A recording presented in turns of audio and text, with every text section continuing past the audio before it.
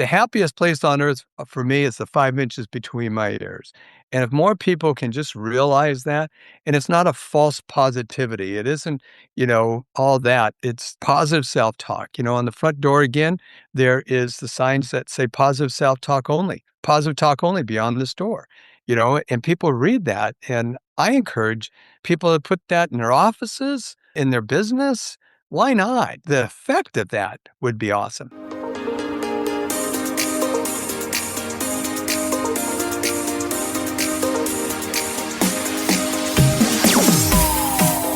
We are bringing on the Mindset King, Jimmy Madrid. He's been a supporter of this show from the beginning. He's had a bunch of episodes. I will drop a few in the description so you can catch up on his journey, because he's someone who gets confronted with adversity time and time again, and he conquers it time and time again. He's here today to share the latest in his life, something he's going through very courageously, I might add. Jim, welcome back to A Mental Health Break. Hey, thanks. I was just thinking it was like 2021 the first time we did it. And I was out Wow. in Palm Desert or someplace like that, some crazy place. But always a pleasure to be with you. And I love your work, Vincent. And I think you're doing such a great job. Thank you for the kind words, Jim. And everyone, be sure to stick around to the end of the show if you have not met Jim yet, especially because we'll share how to get in touch with them. Today, we're going to talk about books. We're going to talk about his other resources for mental health champions, right? His work coaching, consulting. But we all know here on A Mental Health Break that sometimes health can get in the way of the big, grand old plans we have for life. And we're brought to you today by Living Proof TBI Coaching for families to heal their trauma bonds with TBI survivors. Head to livingprooftbicoaching.com to get started. But for today, Jim, you've been confronted with a bit of news you weren't expecting. Please share your story from wherever you feel comfortable and lead it into what brought you back here today. 2022, life was going pretty good. 2021, and then started to lose a lot of weight. And in April of 2022, I was diagnosed first with stage 4 pancreatic cancer. And, that takes a setback on you, and you got to, reflect a little bit on that and how you're going to approach it. And, you hear that, and then you hear the statistics that there's a 95% chance you're not going to be around in a few months.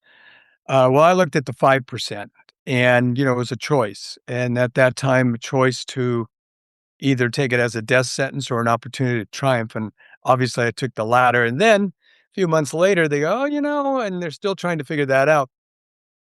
It's now, you don't need chemotherapy, which I never had any surgeries or chemotherapy, and some radiation and some good quality medical team at City of Hope, Orange County are awesome. So then they go, yeah, you don't need chemo, but now it's non-small cell lung cancer. Wait, what?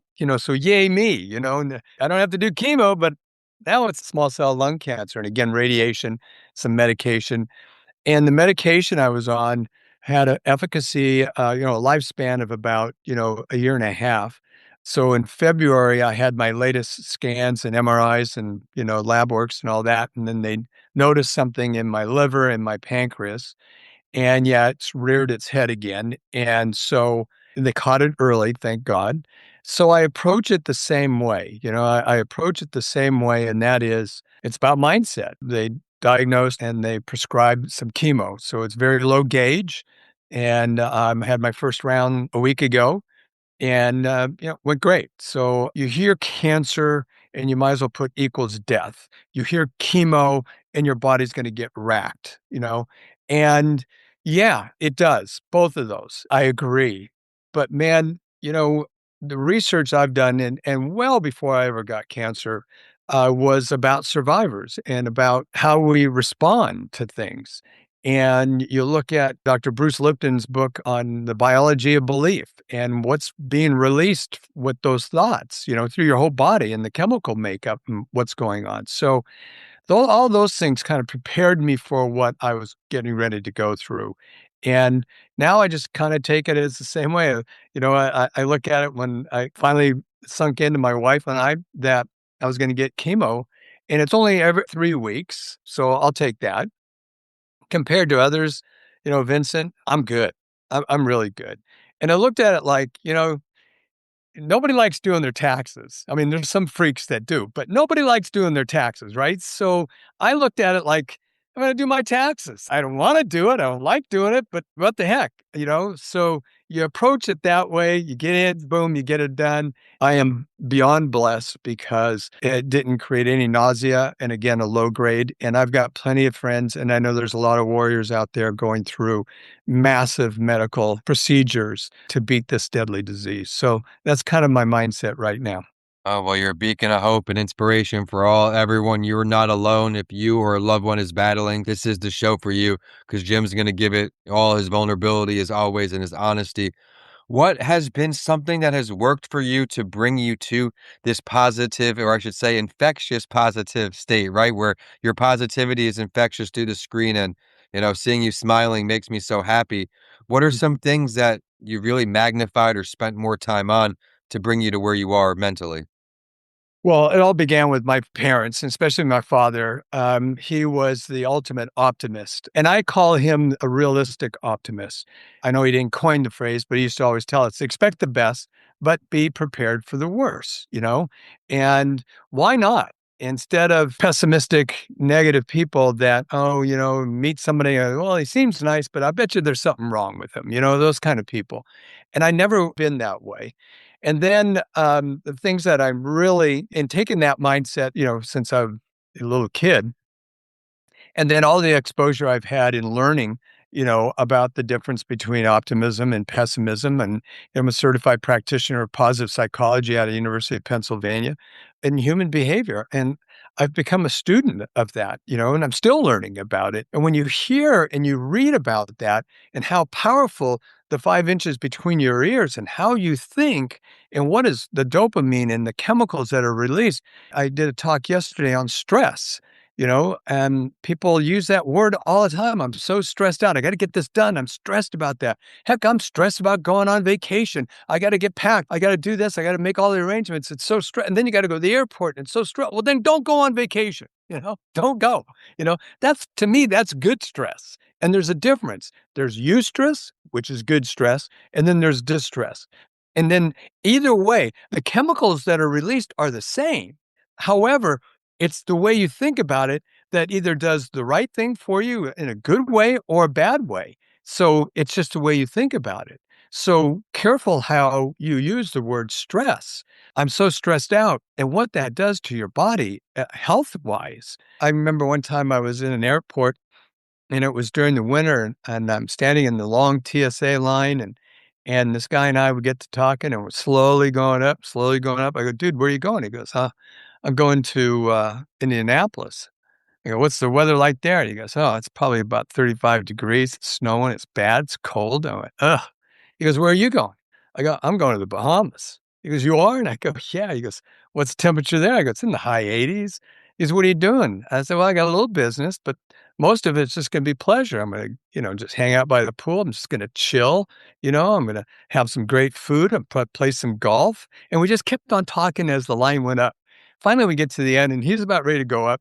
I said, dude, I got to tell you something. He goes, what's that? I go, I'm not really going to the Bahamas. He goes, where are you going? I go, Chicago, and it's freezing ass cold there. He goes, what? I go, but didn't that make it a lot less stressful about talking to Dit for me? And he just starts laughing. I learned a long time ago, thinking about Disneyland, the happiest place on earth. The happiest place on earth for me is the 5 inches between my ears.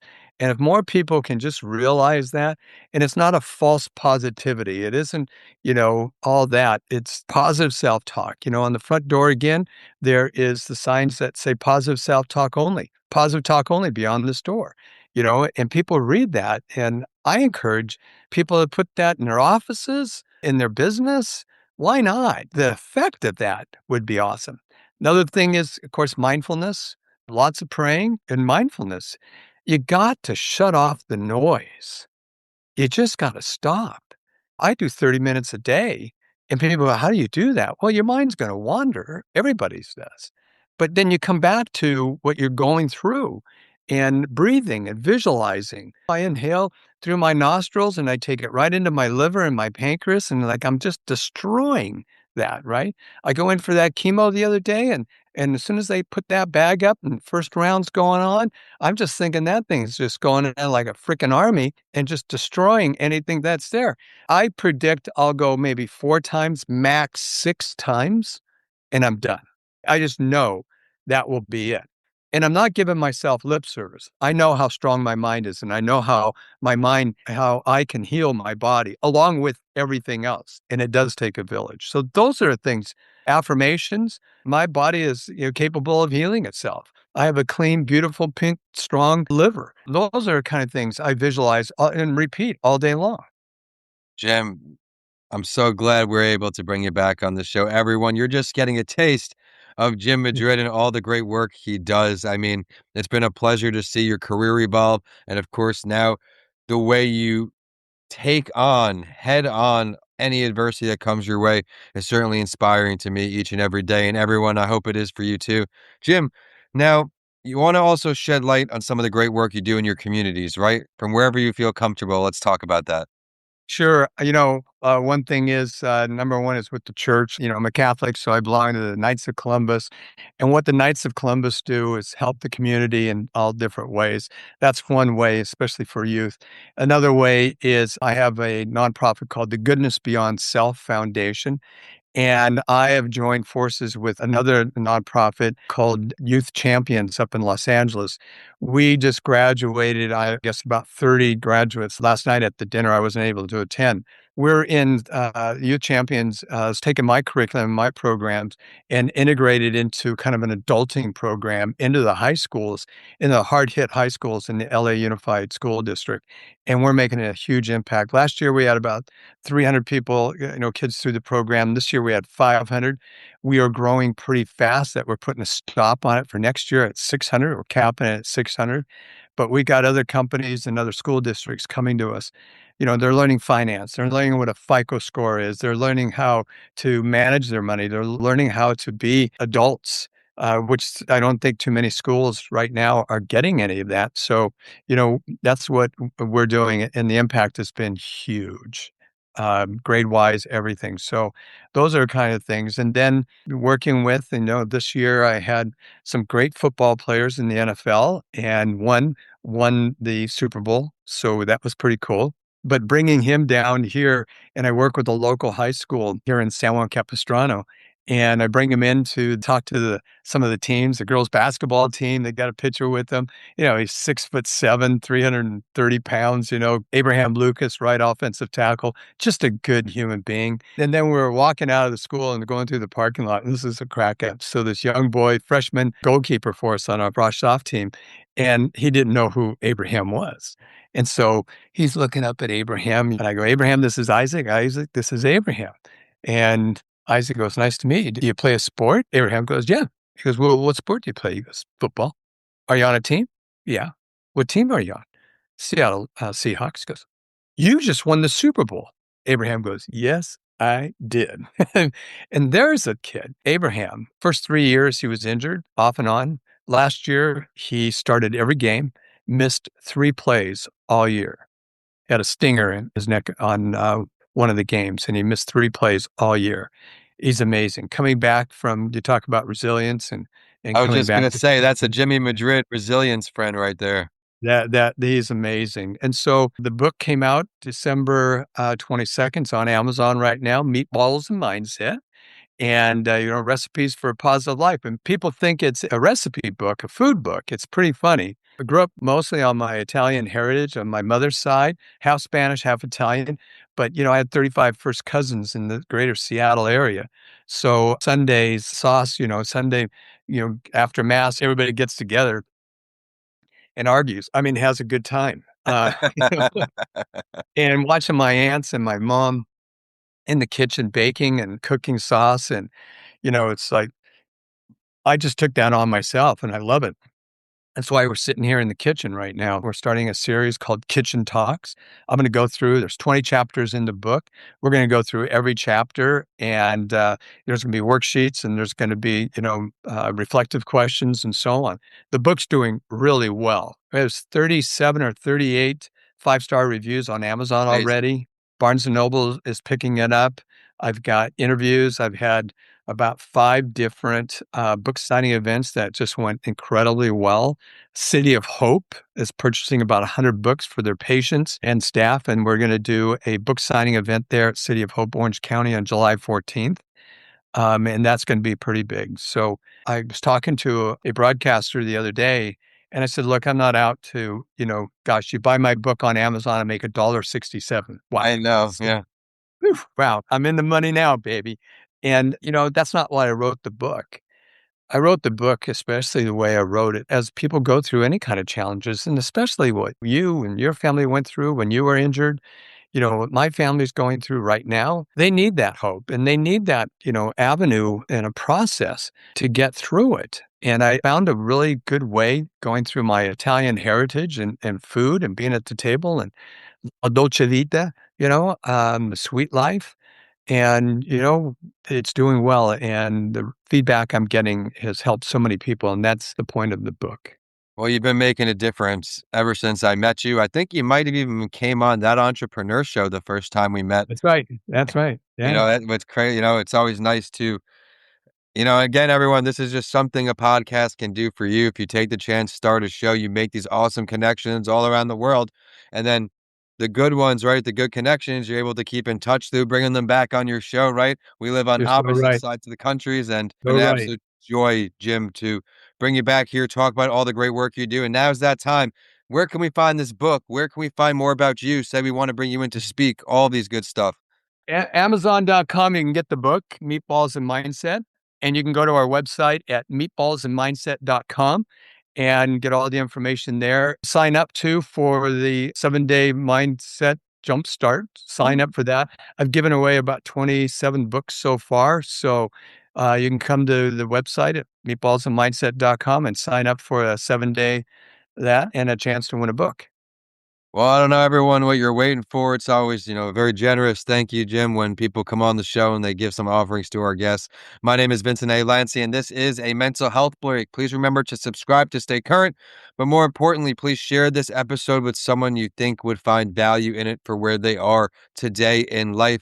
We are on all social media platforms and everywhere your favorite podcast is found. And we are brought to you by livingprooftbicoaching.com, traumatic brain injury coaching for you and your loved ones. With that, we're signing off from Florida all the way out to California. Morning for him, afternoon for me. Jim, thank you so much. See you later, Vincent. Thank you.